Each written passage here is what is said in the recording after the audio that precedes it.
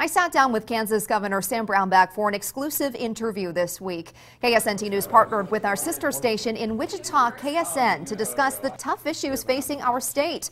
For 30 minutes, we spoke with him about his tax policy, his take on welfare reform and states' rights, and possibly the most controversial issue in the state right now, education funding.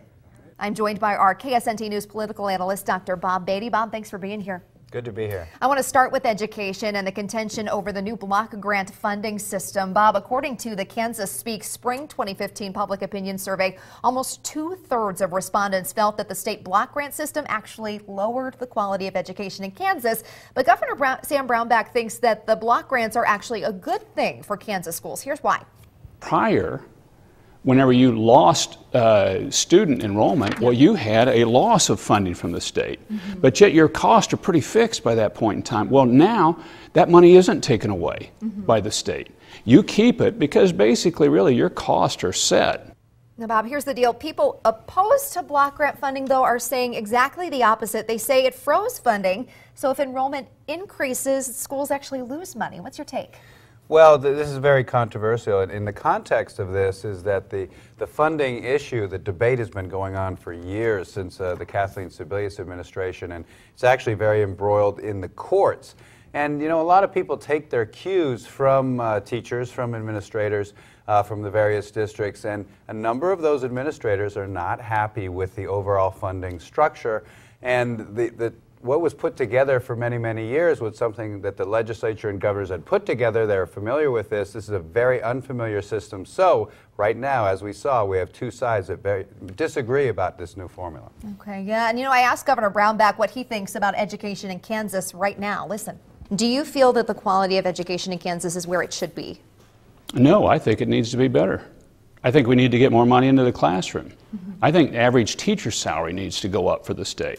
I think we need to get more merit pay. Most of that money's gone into front office cost. It's gone into administration.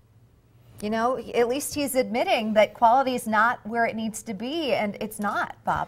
Well, again, the context is a lot of, the word I like to use is acrimony.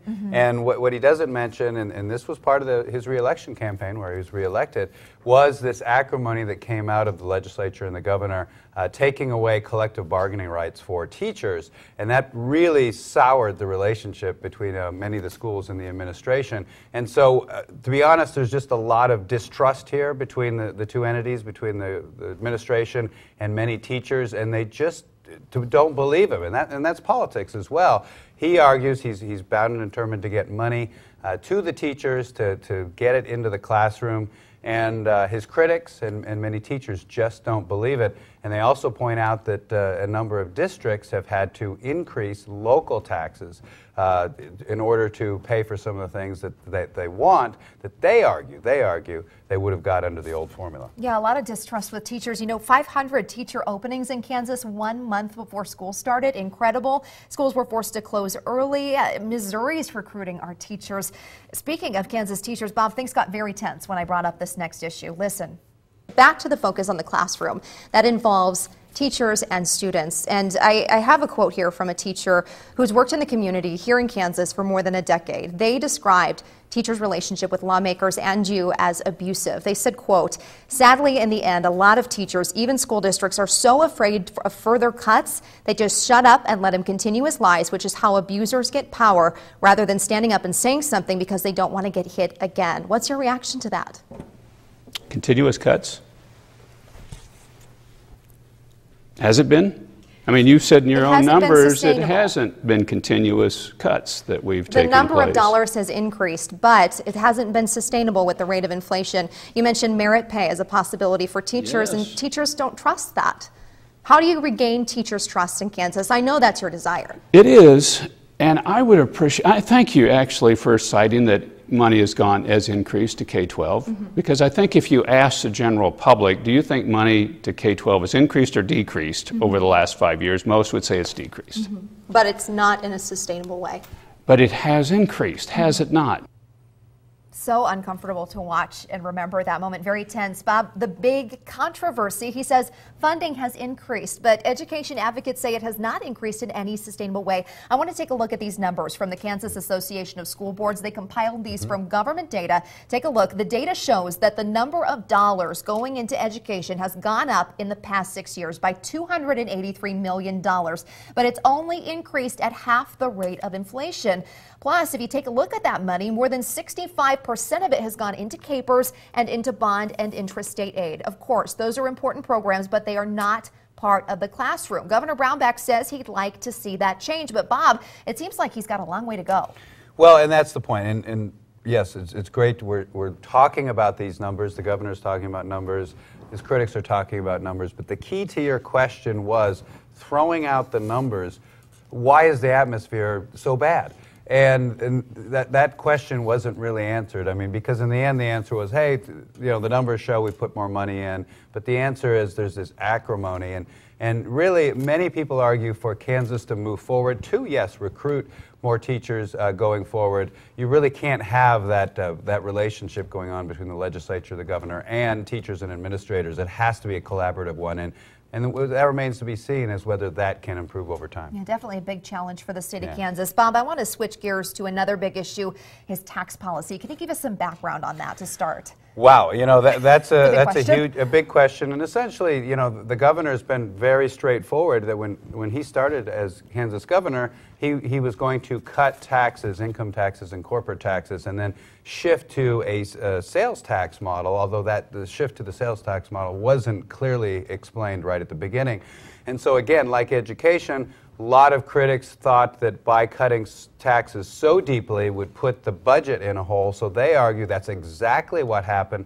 And the governor argues that, in fact, well, no, the tax cuts are working. It's just the sales taxes that are not producing well in the state. We'll actually hear him talk about that. KSN's Darren Dito spoke with the governor on this issue, and according to Brownback, he says his tax policy is working. We're getting more small businesses than ever before to register in the state of Kansas. We've had a 40% increase in flow of funds from Missouri into the state of Kansas.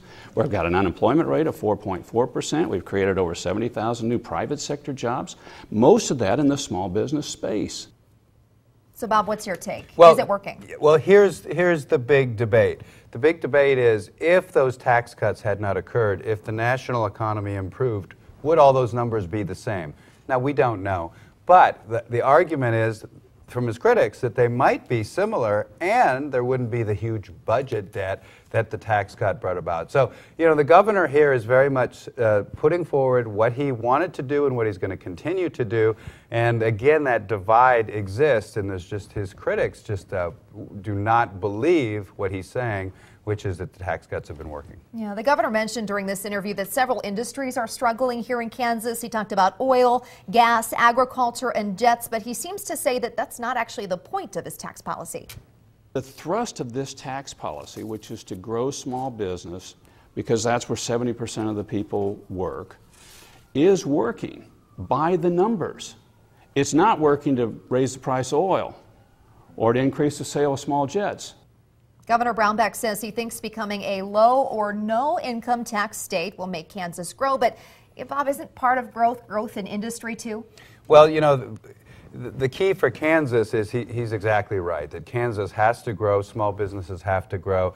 And again, the argument against it was too much tax cuts, but also that by cutting income and corporate taxes, it's an over-dependence now on the sales tax. So when those things aren't going well, or oil and gas revenues, that it really, the state takes a much bigger hit. Basically, Natalie, what we're seeing here is that the governor is very committed to his agenda, and his critics believe it was too much, too fast, and that's going to keep playing forward because of the mess in terms of the how much money Kansas doesn't have compared to what it needs. And that's what we're going to talk about next. The most recent revenue numbers from October show a major shortfall in Kansas. We're $78 million short this fiscal year. Bob, we're only 4 months in.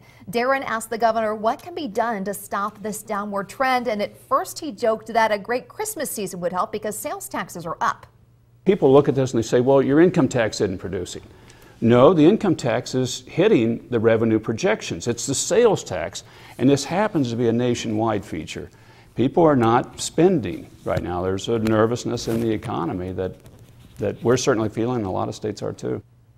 Bob, is he just making excuses about his tax policy? What's up? Well, also people forget that the cigarette tax was increased. So I guess the joke would be also people need to smoke more over the Christmas season.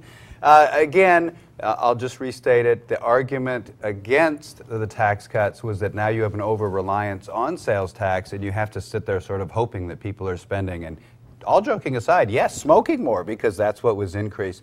So again, we have this big divide, those who don't like the tax cuts who are saying it's too much dependence on the sales tax. And the governor, is really sticking with his idea that these tax cuts have worked and they will continue to work. Yeah, thanks, Bob. The governor does want to get across that he does see a path for growth for Kansas, and that's his goal.